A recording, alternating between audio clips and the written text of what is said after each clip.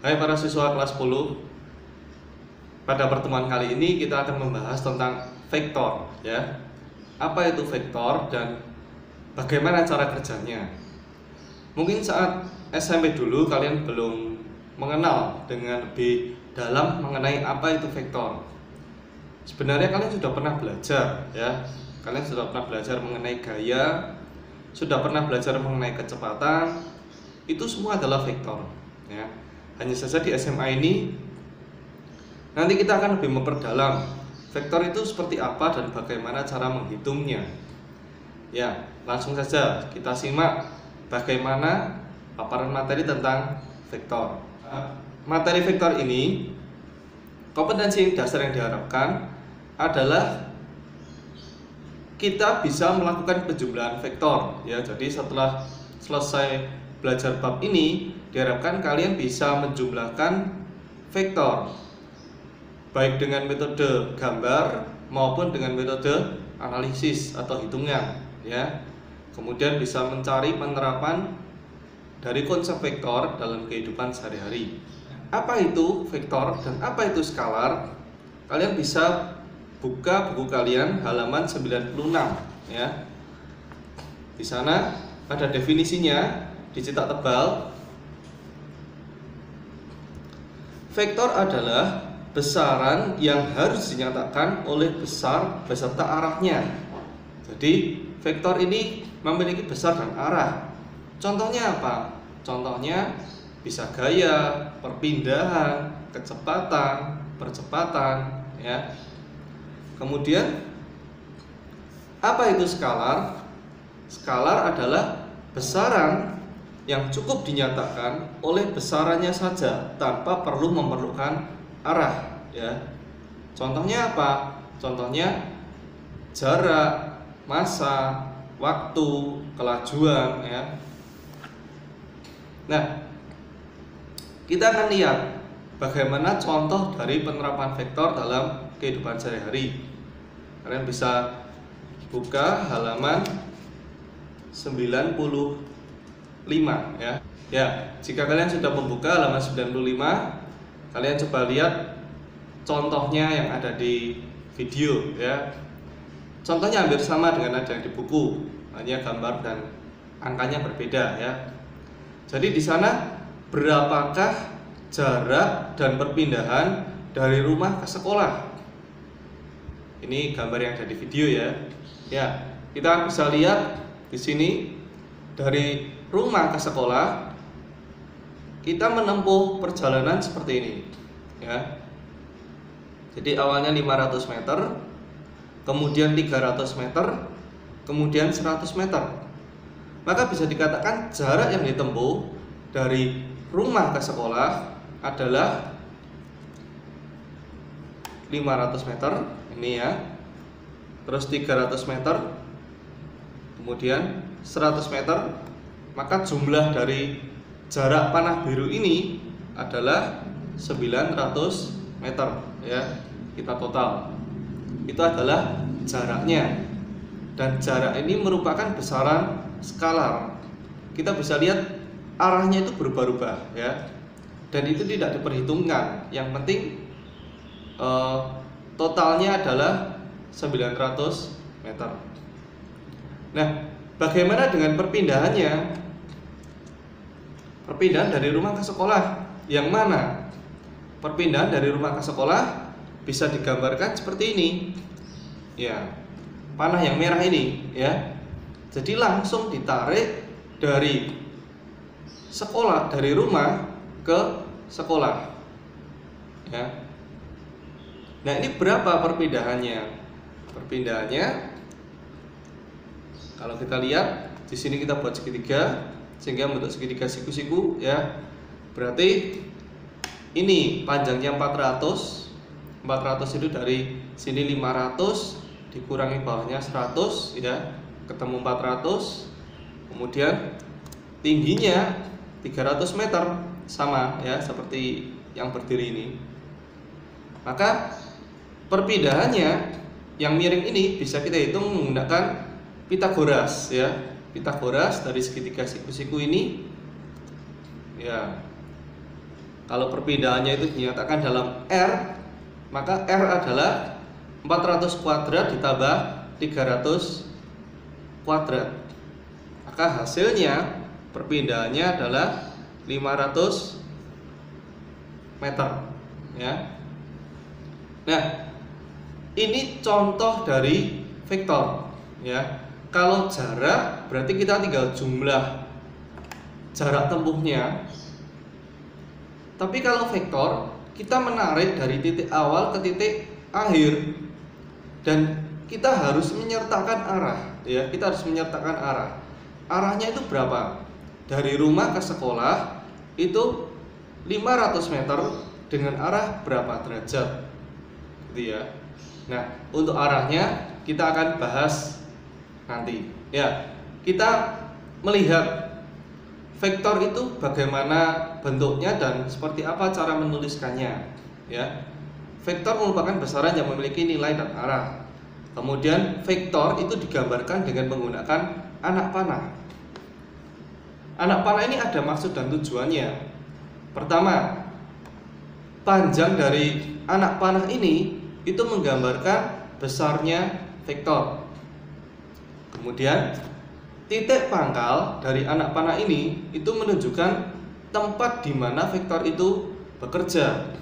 Artinya kalau misalnya ini menunjukkan vektor gaya, kemudian kamu menarik tangan temanmu, berarti kan kamu memberikan gaya pada tangan temanmu. Kalau digambar berarti harusnya panah dari gaya tarikmu ini ada di tangan temanmu, arahnya ke arah kamu menarik ya. Jadi bukan kamu menarik tangan temanmu, tapi gambar panahnya ada di kakinya. Itu salah ya. Jadi gambar panahnya harus ada titik pangkalnya ini ada di tempat di mana vektor itu bekerja. Nah, kemudian ujung panah ini menunjukkan ujung vektor itu ya, arahnya kemana. Vektor biasanya ditulis dengan tanda panah di atas seperti ini atau dengan cetak tebal. Ini kalau ketikan ya, cetak tebal. Tapi kalau tulisan tangan biasanya akan lebih mudah jika kamu menggunakan tanda panah di atas ya. Berikutnya bagaimana cara menggambar vektor. Bisa lihat di halaman 96 ya. Menggambar vektor itu ada dua cara. Bisa dengan metode poligon ini ya, atau dengan metode jajar genjang. Nah, kita akan lihat dulu metode poligon ya. Kita akan lihat dulu bagaimana cara menggambarnya. Kita tidak perlu bingung dulu cara menghitungnya ya. Kita melihat cara menggambarnya dulu. Jika di sini ada panah biru dan panah hitam, anggap saja ini vektor biru dan vektor hitam. Kemudian kita mau jumlah.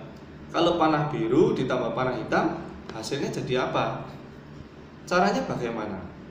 Caranya kita gambar panah biru itu lagi ya.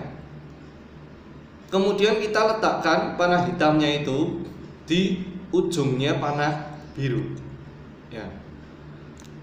Jadi kita letakkan pangkal dari panah hitam di ujungnya panah biru, seperti menyambung pensil atau menyambung pulpen gitu ya, disambung supaya makin panjang gitu. Nah, maka hasil dari penjumlahan panah biru dan panah hitam ini ya adalah panah merah. Jadi menjumlah vektor sangat mudah ya. Kita tinggal menyambungnya seperti itu secara poligon. Ini misalnya kita namai panah biru itu adalah A, panah hitam adalah B. Berarti panah merah ini namanya adalah C, gitu ya. Jadi A tambah B sama dengan C. Ini kalau kita nyatakan dalam notasi vektor ya. Nah, berikutnya bagaimana jika kita menjumlahkan seperti ini? Panah biru arahnya ke kanan, panah hijau arahnya ke kiri. Lalu menjumlahkannya bagaimana? Menjumlahkannya hampir sama seperti tadi ya. Panah biru, terus panah hijau Ya. Jadi pangkal dari panah hijau tetap kita sambung dengan ujung dari panah biru ya. Di sini sambungannya. Panah hijau arahnya ke kiri ya. Sehingga resultannya, hasilnya itu ditarik dari pangkalnya panah biru sampai ke ujungnya panah hijau ya. Ini resultannya. Kalau kita lihat berarti jadi lebih pendek ya.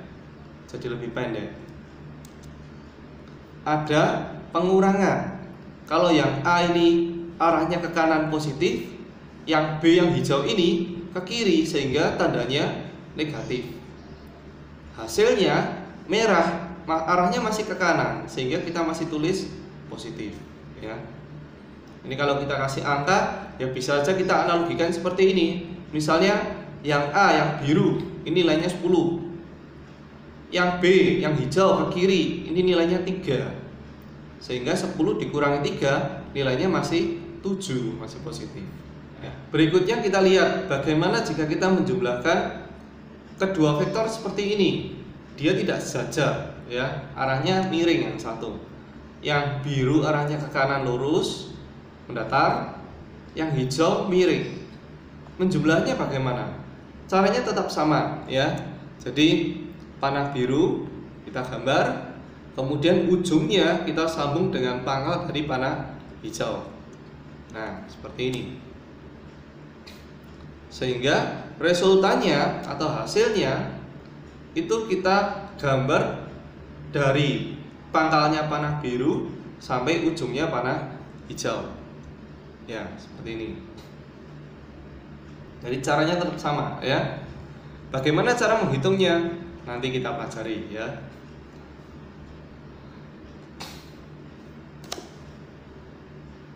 Nah, berikutnya seperti ini vektornya. Maka bagaimana cara menjumlahnya? Kalian bisa mencoba dulu ya, kalian bisa mencoba dulu di buku kalian. Kalian bisa pause video ini. Kalian bisa mencoba. Kalau menjumlah 3 seperti ini bagaimana caranya? Gambarnya seperti apa? Nah, jika kalian sudah mencoba, kita akan lihat cara menggambarnya ya. Ini kalau saya menggambar seperti ini. Ya, jadi panah biru saya sambung dengan panah hijau, kemudian saya sambung lagi dengan panah merah. Jadi tidak apa kalau kita menembus seperti ini ya. Hasilnya apa? Ini panah oranye ya, panah oranye yang ketiga ini. Hasilnya apa? Hasilnya adalah ditarik dari pangkal vektor yang biru sampai ujung vektor yang oranye ya. Nah, yang merah ini hasilnya yang merah ini. Mudah ya. Nah, atau cara lainnya, kalau tadi menjumlahkannya biru, hijau, oranye. Nah, sekarang kita coba jumlahkan biru, oranye, hijau. Ternyata hasilnya akan sama ya. Merah ini hasilnya sama. Jadi mau disambung dengan cara apapun, asal aturannya benar, maka hasilnya tetap benar. Jika tadi kita sudah menjumlah dengan metode poligon, sekarang kita akan lihat bagaimana kalau menjumlah dengan metode jajar genjang ya. Sama ini contohnya, ada panah biru dan panah hijau ya. Kita jumlah dengan metode jajar genjang. Metode jajar genjang itu bagaimana? Berarti kita membentuk kedua vektor ini menjadi jajar genjang. Caranya seperti ini. Jadi panah biru, terus panah hijau.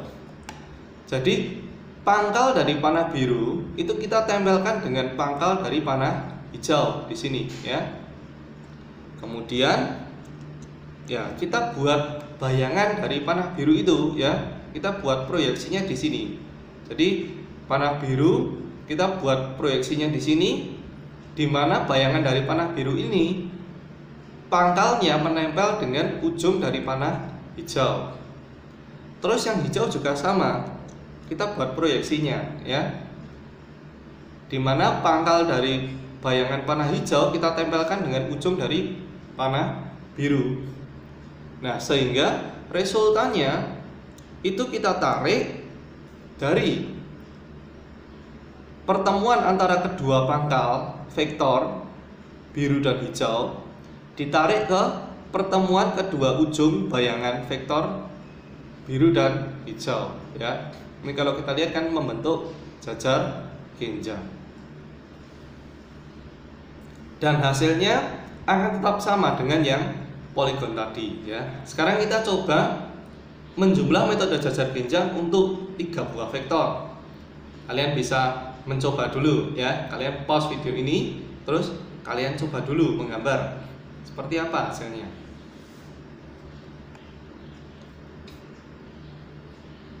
Nah, jika kalian sudah mencoba, kita akan lihat. Jadi panah biru saya letakkan, kemudian panah hijau, kedua pangkalnya bertemu, ya, kedua pangkalnya bertemu di sini.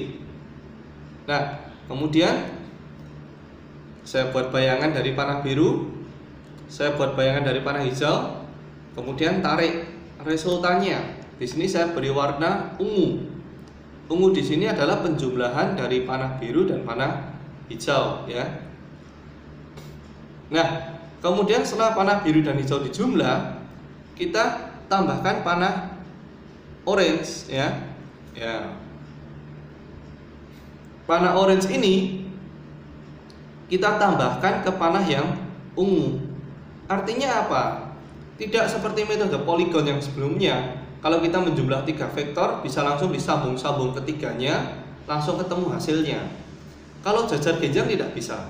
Jajar genjang harus dijumlahkan per 2 vektor, ya.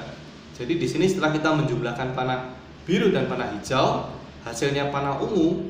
Lalu panah ungu ini masih kita jumlahkan dengan panah yang orange, ya. Sehingga kita buat bayangannya, bayangan dari panah ungu, bayangan dari panah orange, lalu hasilnya panah merah ini, ya.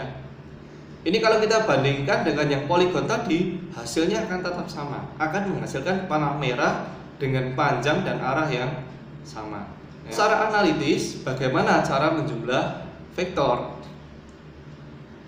Misalnya ini ada vektor A yang membentuk sudut alfa terhadap bidang horizontal, ya. Dan ada vektor B yang arahnya sudah horizontal. Bagaimana cara menjumlahnya?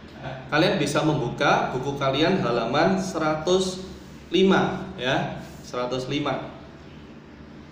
Cara menjumlah vektor secara analitis ini menggunakan rumus cosinus, ya. Jadi caranya adalah kalau misalnya di sini ada 2 vektor tadi, A dan B membentuk sudut alfa, maka jika dijumlah secara jajar genjang akan kita dapatkan hasilnya adalah R sama dengan A ditambah B, di mana cara menghitungnya adalah A kuadrat ditambah B kuadrat ditambah 2 dikali A dikali B dikali cos alfa, di mana alfa adalah sudut api terkecil antara kedua vektor, ya. Nah, ini rumusnya dari mana? Nah, kamu bisa lihat di halaman 105 itu, ya. Jadi dengan menggunakan penurunan matematika kita bisa mendapatkan persamaan itu. Nah, lalu kamu bertanya, loh, di sini ada cos. Cos itu apa? Saya tidak pernah tahu di SMP. Atau mungkin ada yang pernah tahu, ya. Nah, kita akan melihat cos ini adalah perbandingan trigonometri, ya. Ya. Cos ini apa? Cos ini adalah perbandingan trigonometri. Apa itu perbandingan trigonometri? Kita akan lihat. Trigonometri itu adalah hubungan sudut dengan perbandingan sisi-sisi segitiga siku-siku. Jadi kalau kita lihat ini ada segitiga siku-siku, sisinya itu adalah A, B, dan C, gitu, ya. Di sini ada sudutnya alfa. Nah, lalu trigonometri ini adalah mencari perbandingan dari sisi-sisi dari segitiga siku-siku itu. Contoh misalnya perbandingan sinus alfa. Jadi sinus alfa, sin alfa itu merupakan perbandingan antara sisi depannya alfa, ini kan sudut alfa ini depannya sisi A, dengan sisi miring. Segitiga ini kan miringnya cuma di C, ya. Jadi A per C, depan dibagi miring. Lalu kosinus cos alfa. Cos alfa ini merupakan perbandingan dari sisi samping dibagi dengan sisi miring. Ya, jadi B dibagi dengan C, samping dibagi miring.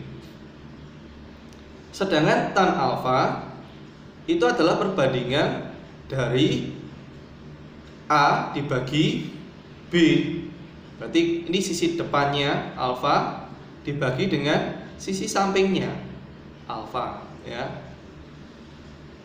Nah, sehingga kalau kita lihat sinus, kosinus, tan itu supaya mudah kita bisa hafalkan seperti ini.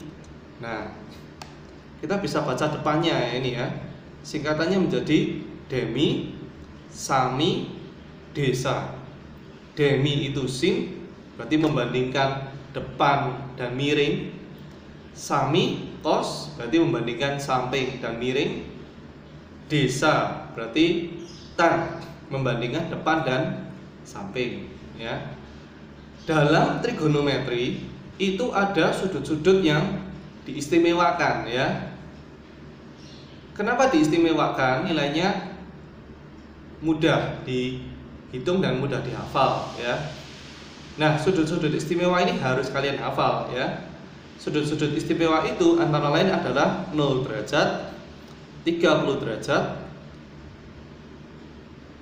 37 derajat, 45 derajat, 53 derajat, 60 derajat, dan 90 derajat. Sebetulnya untuk sudut 37 derajat dan 53 derajat ini kadang-kadang tidak dimasukkan sebagai sudut istimewa, ya. Tapi dalam fisika ini sering dipakai, jadi kita masukkan saja. Nah, sudut istimewa ini kita akan lihat nilai sin, cos, dan tan-nya, ya. Jadi kalau sin 0 derajat perbandingannya adalah 0. Sin 30 derajat perbandingannya adalah 1/2. Sin 37 derajat perbandingannya adalah 3/5. Ingat, ini adalah perbandingan sisi-sisi segitiga, ya. Jadi kalau kita punya sin 30 derajat, tadi sin itu kan perbandingan antara depan dan miring. Berarti antara depan dan miringnya itu perbandingan antara sisi depan dan sisi miring dari segitiga itu, perbandingan panjangnya adalah 1/2, ya. Kita bisa bayangkan depannya segitiga itu misalnya 1 meter, berarti miringnya 2 meter, berarti sudut alfanya adalah 30 derajat, gitu ya. 37 derajat 3/5 dan seterusnya. Loh Pak, kalau segini banyak cara menghafalnya bagaimana? Sulit sekali. Tidak, ini tidak sulit. Ada trik untuk menghafalnya. Kalian lihat, ya. Jadi kalau kalian lihat, ya, di sini 0 dan 1 paling depan dan paling belakang sini, ya. Untuk 0 derajat dan 90 derajat nilainya adalah 0 dan 1. Jadi untuk perbandingan sinus dan cos, nilai terbesarnya adalah 0, nilai terkecilnya adalah 0, nilai terbesarnya adalah 1, ya. Kalian hafalkan. Kemudian di sini ada yang saya lingkari warna merah. Kalau kalian lihat, ini nilainya semuanya setengah, setengah, setengah. Ini untuk sudut 30 derajat, 45 derajat, dan 60 derajat. Jadi yang angkanya itu bukan bilangan prima, ya. Di sini kan 37 derajat dan 53 derajat kan bilangan prima. Nah, yang bukan bilangan prima selain 0 dan 30 dan yang bukan bilangan prima selain 0 dan 90 derajat itu nilainya setengah semua. Yaitu setengah akar 1, setengah akar 1 kan setengah, ya. Akar 1 kan 1. Setengah akar 2, setengah akar 3. Jadi kita urutkan setengah, setengah, setengah, akar 1, akar 2, akar 3. Nah, kemudian untuk yang bilangan prima, ya, yang saya lingkari warna hijau ini, itu tinggal semuanya per 5 semua, 3 dan 4, ya, 3 per 5 dan 4 per 5. Begitu cara menghafalnya, ya. Jadi kalau kalian menghafalkan, menggambar tabel sin, ditulis sudut-sudutnya, terus 0, 1, setengah akar 1, setengah akar 2, setengah akar 3, terus 3 per 5 dan 4 per 5 untuk yang bilangan prima, ya. Nah, lalu yang cos bagaimana? Yang cos kalau kita lihat, ya, kita tinggal membacanya terbalik, ya. Kita membaca yang sin tapi dari belakang. Kita tuliskan untuk yang cos dari depan, gitu ya. Jadi cos 0 derajat itu nilainya 1, sama seperti sin 90 derajat. Cos 30 derajat itu setengah akar 3, sama seperti sin 60 derajat, dan seterusnya kita tulis terbalik, ya. Nah, lalu yang tan bagaimana? Yang tan ini tinggal kamu hitung, kamu bagi sin dibagi cos. Jadi misalnya kamu mau menghitung tan 30. Tan 30 berarti sin 30 dibagi sin 30 dibagi cos 30. Sehingga kalau kita hitung akan ketemu 1 per akar 3. 1 per akar 3 ini akan kita rasionalkan dengan dikali akar 3 per akar 3. Sehingga hasilnya akar 3 per 3. Atau kita bisa lihat di sini. Misalnya sin 53 dibagi cos 53, hasilnya tan 53, ya. Karena 4 per 5 dibagi 3 per 5, hasilnya adalah 4 per 3. Itu ya. Jadi menghafal tan, kalian tinggal bagi antara sin dan cosnya.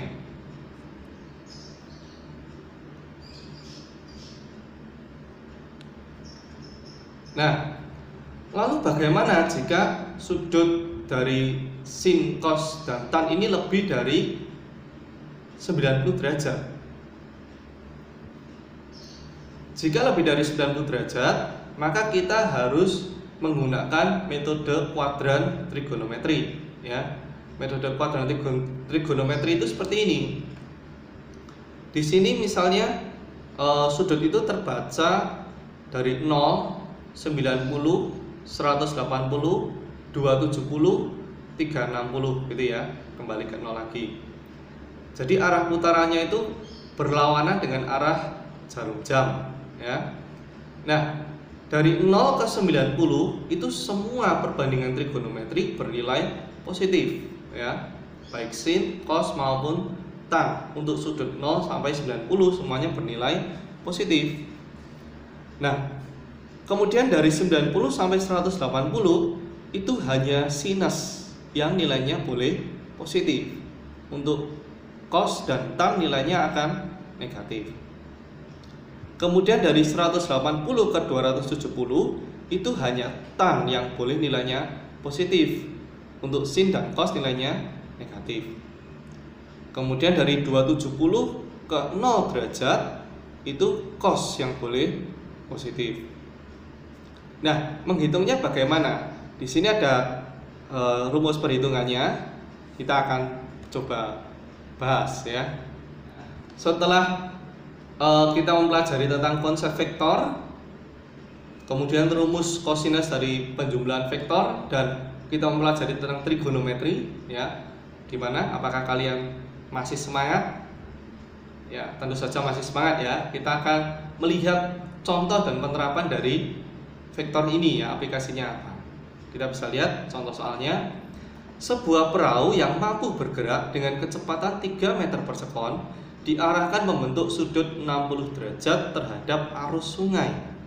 Jadi sudut antara perahu dan arus sungainya adalah 60 derajat.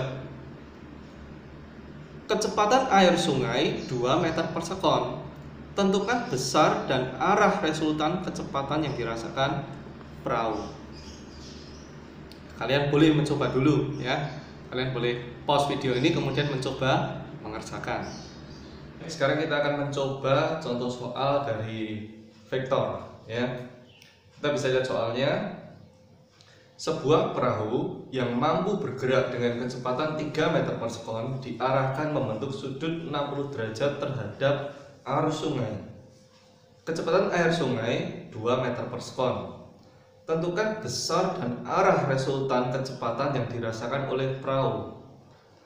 Jadi di sini perahu itu menyeberangi sungai membentuk sudut tertentu 60 derajat dan sungainya kecepatannya 2 meter per sekon. Kita coba gambar dulu.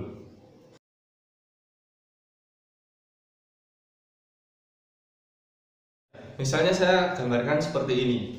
Ini arus sungai, saya gambarkan ke kanan gitu ya. Ini supaya kita lebih mudah, mungkin kita bisa beri arah sebagai pemisalan ya.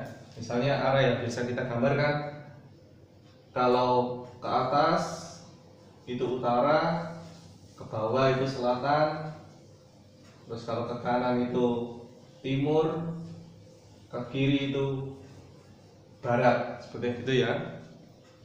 Kita umpamakan seperti itu.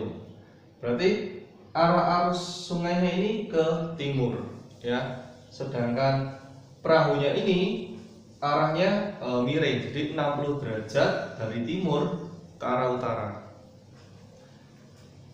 Sebetulnya kalau kita membaca soal seperti ini, 60 derajat terhadap arus sungai itu bisa menimbulkan dua persepsi. Bisa saja 60 derajatnya itu melawan arus sungai seperti ini ya. Jadi bisa saja 60 derajatnya itu ke sini. 60 derajat. Ini akan menimbulkan akibat atau hasil yang sangat berbeda ya. Kalau 60 derajat yang seperti ini, yang arahnya sama dengan arah arus sungai, otomatis secara logika kecepatan perahu akan bertambah cepat karena seolah-olah didorong oleh sungai gitu ya. Jadi kecepatan perahu ini seolah ditambah oleh kecepatan sungai, searah dengan arus sungai. Tetapi kalau kecepatan perahu itu melawan seperti yang satunya, yang lebih ke arah barat, praktis kecepatan perahu ini akan melambat karena melawan arus sungai. Nah, pada pembahasan kali ini kita akan membahas yang searah dengan arus sungai ya. Sebelum dihitung kita sudah tahu pasti hasilnya kecepatan perahu akan makin cepat karena ditambah dengan arus sungai. Tapi nanti kalau kita hitung yang satunya, praktis kecepatan perahu akan makin lambat karena berlawanan dengan arah arus sungai ya. Sekarang kita akan hitung dulu yang searah, nanti yang berlawanan arah akan menjadi tugas kalian untuk menghitungnya.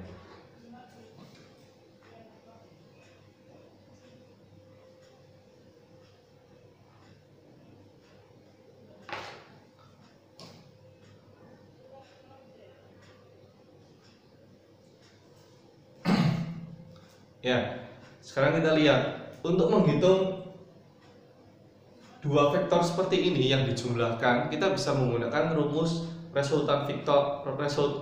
Kita bisa menggunakan rumus resultan vektor yang berbentuk rumus kosinus ya. Sehingga itu kan dijumlahkan secara jajar genjang. Sehingga kalau kita gambar VS nya kita copy ke atas, VP nya kita copy, kemudian kita tarik garisnya, hasilnya dari ujung ke ujung ini.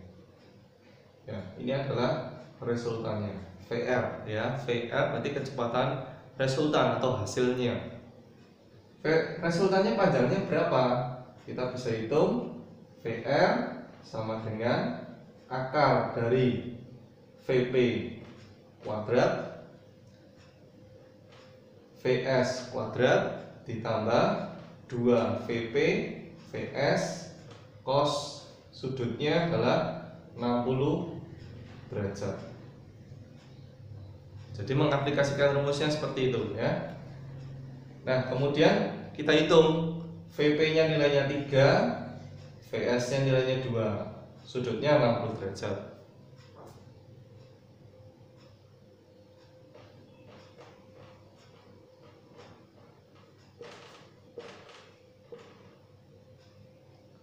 nilai dari cos 60 adalah setengah ya.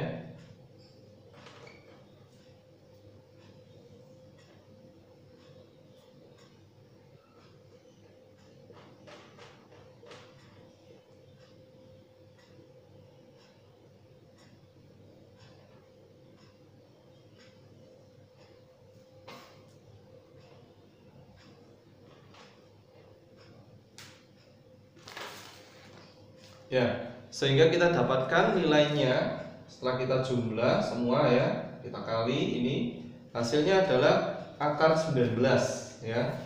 Akar 19 kalau kita hitung dengan kalkulator nilainya adalah 4,3. Ya. Begitu cara menjumlahkan resultan dari dua vektor dengan sudut tertentu ya. Nah, yang jadi masalah adalah ketika kita ingin tahu berarti setelah kapal itu terkena arus sungai, maka arah kapal itu sekarang berapa? Awalnya arah kapal kan 60 derajat terhadap arus sungai, tapi setelah dijumlah arah kapal berubah menjadi yang ini. Kalau awalnya 60 derajat asalnya, sekarang kan menjadi yang resultannya, arah dari resultannya. Nah, ini berapa sudutnya? Untuk menghitung sudut dari arah resultan, jika kita menggunakan rumus kosinus, itu akan cukup sulit menghitungnya. Nah, untuk lebih mudah kita menentukan sudut dari resultan vektor, kita bisa menggunakan metode proyeksi. Kita akan lihat bagaimana cara menjumlahkan vektor dengan metode proyeksi. Berikutnya kita akan melihat bagaimana menjumlahkan vektor secara analitis ya, secara hitungan tapi yang lain. Jadi kalau tadi kita menjumlahkan dengan rumus kosinus, sekarang kita akan menjumlahkan dengan metode proyeksi ya. Nah, di sini ada dua buah vektor A dan B. Ini misalnya kita anggap saja seperti kasus perahu tadi ya. Jadi ini B ini arah arus sungainya, yang A ini arah kecepatan dari perahu ya, membentuk sudut 60 derajat. Kalau arahnya seperti ini, berarti tadi perahu itu akan bertambah cepat ya. Karena 60 derajatnya di sini searah dengan aliran sungai. Tapi kalau 60 derajatnya berlawanan dengan aliran sungai, maka perahu akan melambat ya. Nah, kalau ini yang makin cepat ditambah. Cara menghitungnya bagaimana dengan metode proyeksi? Nah, metode proyeksi ini caranya seperti ini. Kita letakkan seperti metode jajar genjang tadi, kedua vektor pangkalnya itu kita letakkan di titik 0,0 dari diagram Cartesius. Jadi kita gambar sumbu X dan sumbu Y, terus kedua pangkal vektor kita letakkan di titik nolnya semua ya. Kemudian yang kedua, kita proyeksikan vektor yang menyimpang dari sumbu X dan sumbu Y. Contohnya adalah AX dan AY. Kalau kita lihat di sini, yang menyimpang dari sumbu X dan sumbu Y kan vektor A. Karena vektor B itu sudah ada di sumbu X, ya kan? Sehingga kalau kita proyeksikan vektor A-nya itu, proyeksi itu seperti apa? Proyeksi itu berarti kita menggambar bayangannya, ya. Kalau di kelas itu ada proyektor, itu kan fungsinya menggambar bayangan di layar ya, sama. Jadi untuk yang A ini, vektor A ini kita gambar bayangannya. Bayangannya digambar di mana? Di sumbu X dan sumbu Y. Caranya seperti ini. Vektor A itu kita buat ya garis bantu di sini ke sumbu X. Terus kita gambar proyeksinya di sumbu X. Ya. Jadi proyeksi dari vektor A ke sumbu X itu saya gambar dengan panah kuning ya. Lalu diberi nama AX gitu. Nah, sekarang kalian bisa coba menggambar dulu yang proyeksi vektor A di sumbu Y. Itu gambarnya seperti apa? Kalian bisa pause dulu video ini, kalian coba menggambar. Hasilnya seperti apa? Jika kalian sudah mencoba, kita lihat ketika vektor A ini diproyeksikan ke sumbu Y, berarti kita buat bayangannya seperti ini. Garis bantunya seperti ini. Kemudian kita buat bayangannya di sumbu Y. Ya, yang warna hijau ini ya. Kita kasih nama AY.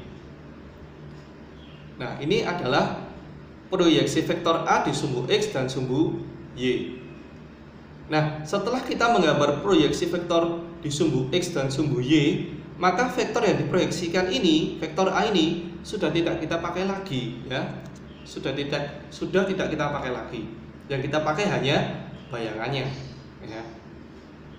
Sehingga kalau sudah tidak kita pakai, kita bisa hilangkan vektor A yang biru ini ya. Kita hilangkan. Nah, sehingga di sana cuma ada vektor B, vektor AX dan vektor AY ya. Nah, lalu tahap ketiga atau step ketiga adalah jumlahkan vektor pada sumbu X disebut dengan sigma X dan sumbu Y disebut dengan sigma Y. Jadi kita lihat di sumbu X ini ada vektor B dan AX. Kita jumlah. Kalau sejajar seperti ini ya kita jumlah dengan metode poligon, mudah saja kan? Tinggal B ditambah AX gitu. Dijumlah. Nah, jadi seperti ini. Jadi yang hitam ini ya makin panjang. Berarti ini adalah AX ditambah B ya. Kemudian yang AY ini cuma satu di sumbu Y. Berarti ya cuma AY saja, tidak kita jumlah dengan siapapun ya. Artinya sigma Y itu nilainya AY. Kemudian tahap terakhirnya berarti kita tinggal menjumlah antara sigma X dan sigma Y ya. Kita tinggal menjumlah antara sigma X dan sigma Y. Kalau bentuknya seperti ini, cara menjumlahnya tinggal kita Pitagoras saja ya. Jadi kita gambar bayangannya AY, kita gambar bayangannya AX, kemudian kita tarik resultannya ya, yang merah ini dari pangkal ke ujungnya sini ya. Ini kita hitung dengan Pitagoras saja. Resultannya adalah A kuadrat. Di sini maksudnya adalah sigma. Jadi kita hitung dengan R sama dengan sigma X kuadrat ya, sigma X kuadrat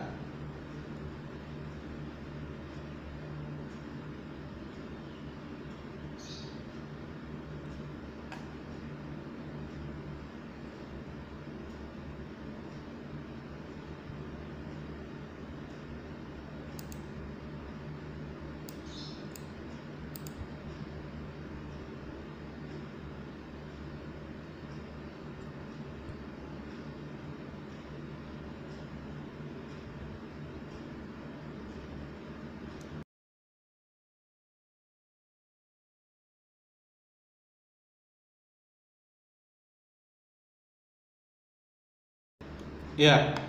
Maka untuk menjumlahnya kita tinggal jumlahkan antara sigma X kuadrat dengan sigma Y kuadrat ya. Hasilnya adalah R, panah yang merah ini ya.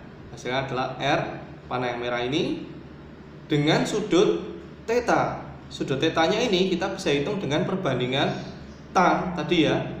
Kalau tan itu adalah depan dibagi samping, berarti depannya ini adalah sigma Y, sampingnya adalah sigma X, sehingga tan theta adalah sigma Y per sigma X.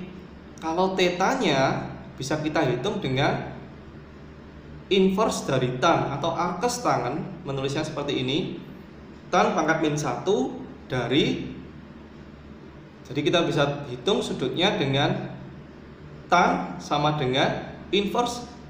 Jadi kita bisa hitung sudutnya dengan theta sama dengan inverse tan atau arkes tangen dari sigma Y per sigma X ya. Arkes tangen atau inverse tangen itu ditulis dengan tan pangkat min 1. Nah, begitu cara menghitung vektor secara proyeksi ya. Kita bisa coba menerapkan ini pada contoh soal yang sebelumnya. Sekarang kita akan mencoba menjumlahkan soal vektor yang yang sebelumnya tentang kapal yang melewati arus sungai, tetapi dengan metode proyeksi yang barusan kita pelajari ya. Kita akan mencoba menghitung resultannya dan juga arahnya. Kita akan gambar dulu.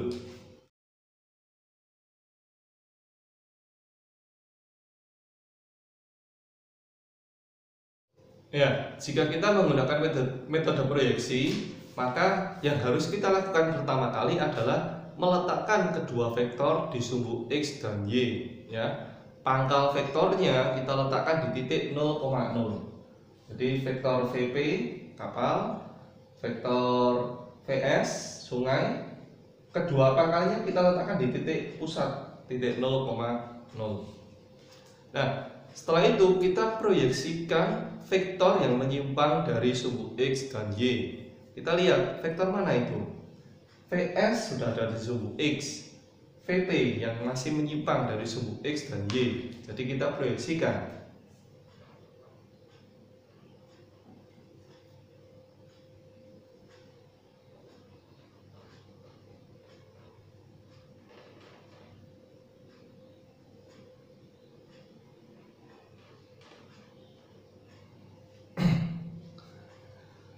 Ya, kita bisa lihat di sini proyeksi dari VP ke sumbu X. Ini gambar agak naik supaya kelihatan ya. Proyeksinya adalah VPX, sedangkan proyeksi dari VP ke sumbu Y adalah VPY. Nah, kita hitung berapa nilai VPX dan nilai VPY. Untuk menentukan nilai VPX, berarti kita melihat perbandingannya. Perbandingan yang diketahui adalah nilai miringnya dan kita mencari nilai sampingnya. Ada sudutnya ya, samping dan miring, berarti kita gunakan perbandingan cos ya. Sehingga cos 60 sama dengan sampingnya adalah VPE, miringnya adalah VP. Cos 60 bernilai setengah sama dengan VPX-nya dicari, VP-nya 3. Berarti VPX adalah 1,5 ya. Nah, kemudian kita hitung VPY. VPY ini ada di sini. Berarti kalau kita proyeksikan di sini segitiganya, ini juga VPY panjangnya sama. Artinya dia depannya sudut ya, depannya sudut dan miring yang diketahui. Berarti depan miring, kita gunakan perbandingan sin ya. Sin 60 sama dengan depannya VPY, miringnya VP. Sin 60 bernilai setengah akar 3 sama dengan VPY-nya dicari, VP-nya 3. Sehingga nilai VPY adalah 1,5 akar 3. Jadi sekarang kita sudah memiliki nilai dari VPX dan VPY. VPX-nya bernilai 1,5, VPY-nya bernilai 1,5 akar 3. Ya, setelah kita menghitung VPX dan VPY, lalu kita akan menghitung resultan vektor di sumbu X dan sumbu Y, sigma X dan sigma Y.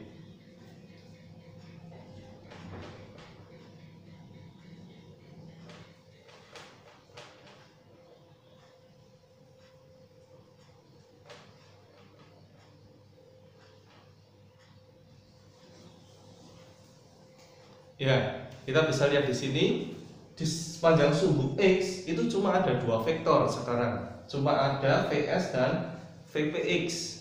Vektornya sejajar dan arahnya sama. Berarti kita jumlah dengan cara menambahnya seperti ini, ya. Kalau arahnya berlawanan berarti ya dikurangi. Kalau arahnya sama berarti dijumlah. Sehingga VPX-nya adalah 1,5 ditambah 2 VS-nya, sehingga kita dapat 3,5. meter per sekon. Kemudian di sumbu Y cuma ada satu vektor, yaitu VPY. Nilainya adalah 1,5 akar 3. Nah, setelah kita mendapatkan jumlah dari sumbu X dan sumbu Y, maka gambar vektor ini bisa kita gambar ulang menjadi seperti ini.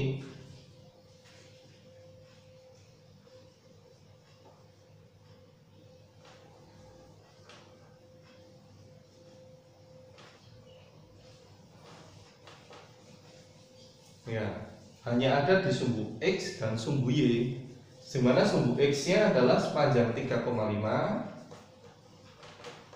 sumbu Y-nya sepanjang 1,5 akar 3. Lalu resultannya bagaimana? Resultannya tinggal kita gunakan metode jajar genjang. Karena ini bentuknya siku-siku, maka dia akan membentuk persegi, ya, bidang persegi panjang.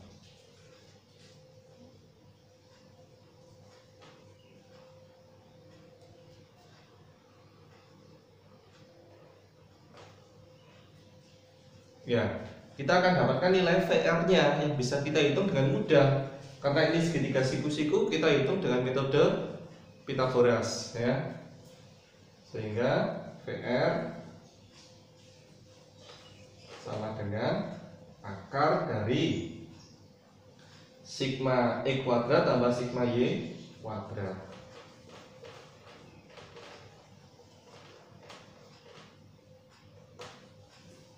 Sigma X-nya 3,5, sigma Y-nya 1,5 akar 3 kuadrat.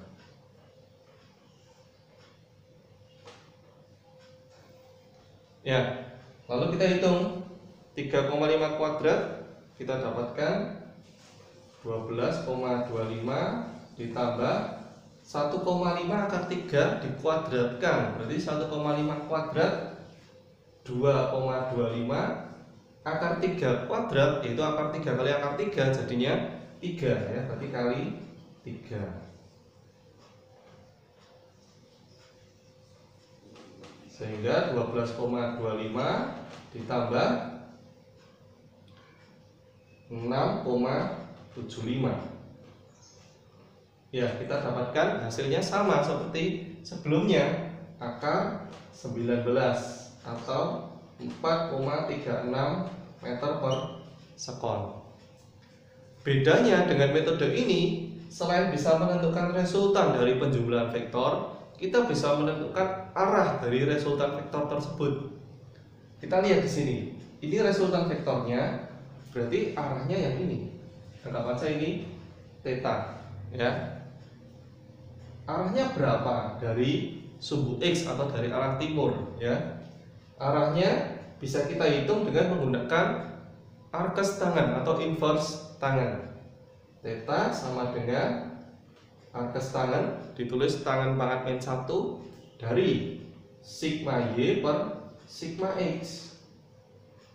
Theta sama dengan arkes tangan dari sigma Y-nya 1,5 akar 3 dibagi 3,5. Nah, menghitung arkes tangan seperti ini caranya bagaimana? Arkes tangan itu sebetulnya nilai kebalikan, ya. Contoh misalnya sin 30 sama dengan setengah. Berarti kalau arkes sin dari setengah hasilnya 30, gitu ya. Nah, jadi menghitung arkes tangan itu berarti kita mencari sudutnya. Nah, maka kalau arkes tangan dari 1,5 akar 3 per 3,5 sudah pasti itu bukan sudut istimewa, karena kalau kita lihat di tabel trigonometri untuk sudut istimewa, tangan yang hasilnya sekian 1,5 akar 3 per 3,5 itu kan tidak ada, berarti dia bukan sudut istimewa. Kalau bukan sudut istimewa, maka kita akan hitung dengan menggunakan kalkulator, ya. Kalau sudut istimewa harus kamu hafalkan. Jadi kita hitung ini menggunakan kalkulator, akan kita dapatkan sudutnya adalah 36,6 derajat. Dari mana 36,6 derajat? Kalau sini dianggap timur, sini dianggap utara, maka arahnya adalah 36,6 derajat dari timur ke utara. Dari timur ke utara. Ya, seperti itu cara mengerjakan vektor, menghitung resultannya dan juga menentukan arahnya.